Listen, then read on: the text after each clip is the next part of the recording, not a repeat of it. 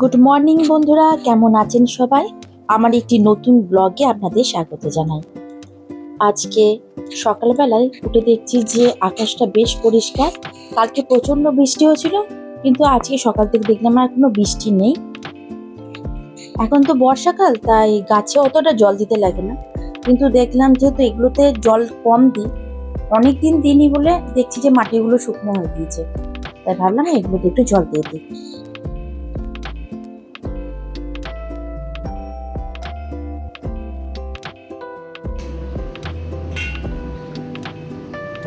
এখন আমি চলে এসেছি রান্না করবার জন্য। রান্না করতে হবে, কারণ অফিস আছে, তাড়াহুড়ো আছে। আজকে মঙ্গলবার, আমার শাশুড়ি মা বজরংবলী পুজো করে, তা আমাদের বাড়িতে আজকে নিরামিষ হবে। নিরামিষের জন্য ভাবলাম কি করব। বাড়িতে পটল ছিল, তো বানিয়ে দিলাম পটল আলুর তরকারি। আর একদিকে লম্বা লম্বা বেগুন পেয়েছিলাম সেদিনকে, সেই বেগুনের ঝাল বানিয়ে দেবো আজকে।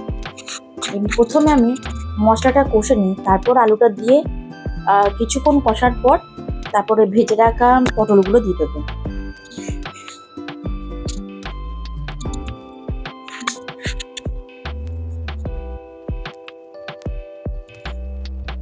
এই পটলগুলো দিয়ে আর একটু ভালো করে কষবো।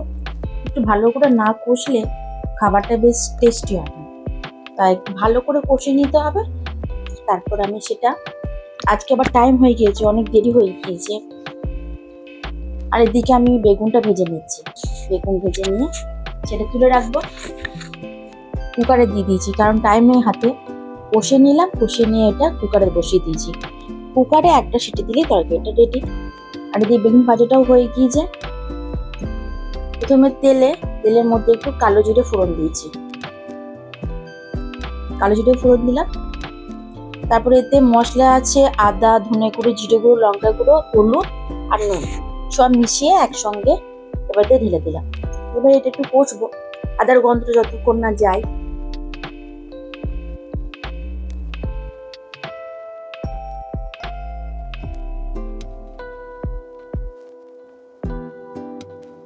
মশলা কষানো হয়ে গেছে, দেখুন উপর থেকে কি সুন্দর তেল বেরিয়ে এসছে।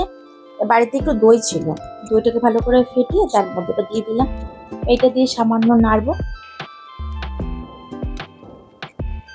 নাড়ার পর এবার ভেজে রাখা বেগুনগুলো দিয়ে দেবো। আর দেবো সামান্য পরিমাণে চিনি, কারণ আমার একটু মিষ্টি মিষ্টি ভালো লাগে, তার জন্য আমি দেবো সামান্য পরিমাণে চিনি। আপনাদের যদি ইচ্ছে না করে আপনারা না দিতেও পারেন। অনেকজন আছে তো খুব ঝাল ঝাল পছন্দ করে, তারা না দিতেও পারেন। যে দেখুন কষানো হয়ে গিয়েছে।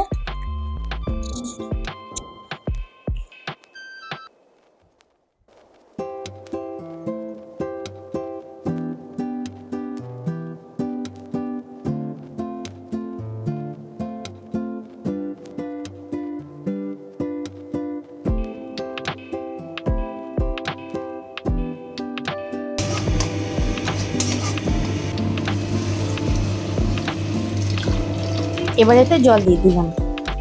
জলটা ফুটে উঠলে ভেজে রাখা বেগুনগুলো দিয়ে দিলাম। ব্যাস, এর দেখুন কি সুন্দর লাগছে, খেতেও দারুণ হয়েছিল। আমি একটু বাজারে গিয়েছিলাম, তো বাজারে গিয়ে এই হারটা খুব পছন্দ হয়েছে। চুড়িদার, শাড়ি সবের সাথে এই হারটা খুব সুন্দর যায়। তো একটা হার ছিল আমার, কিন্তু সেটা ছিঁড়ে গিয়েছে। তো এখন যেহেতু পুজো কাছাকাছি আসছে, তো আমি ভাবছি একটা দুটো জিনিস কিনে রাখবো। আর আমি কিনেছি আমার মেয়ের জন্য, আর কিনলে তো হবে না, তো ওর জন্য আমি একটা কিনলাম। এই দেখুন ছোট্টর মধ্যে খুব সুন্দর লাগছে, কানেরটাও দেখুন খুব সুন্দর। এই দুটো এখন কিনে রাখলাম। একটা একটা কিনে রাখলে পরে পুজোর সময় যদি দোকানে যাই, এত ভিড় হয়, মানুষ তখন ঠিক করে দেখায় না, ধাক্কাধাক্কি। তাই ভাবি যে পুজোর যখন আসবে, পুজোতে কিনতেই যখন হবে, তো একটু আগে থেকে কিনে রাখি, তাহলে এত ঝামেলা হয় না। আগের দিনে আমি অনেক কিছু কসমেটিক্সও কিনে রেখেছি, অনলাইন অর্ডার দিয়েছিলাম, সেগুলো আমাদেরকে পরের ব্লগে দেখাবো। আর আমি ফেস ওয়াশ ইউজ করি, তো এটা শেষ হয়ে গিয়েছিল, এটা একটা কিনে নিয়ে এলাম। আমি একটা চকলেট কালারের একটা লিপস্টিক নিয়েছি, তার কিন্তু একটা লিপ লাইনার ছিল না, তো ভাবলাম যে সেখানে যখন যাচ্ছি লিপ লাইনারও নিয়ে নিই। এই দেখুন চকলেট কালারের একটা লিপ লাইনার নিয়েছি। তাহলে বন্ধুরা, এই ছিল আজকের আমার রুটিন। তাহলে ব্লগটা আজকে আমি এখানেই শেষ করছি। ভালো থাকবেন, সুস্থ থাকবেন। ভালো লাগলে ভিডিওটা লাইক করে দেবেন। আবার দেখা হবে নতুন একটি ব্লগে।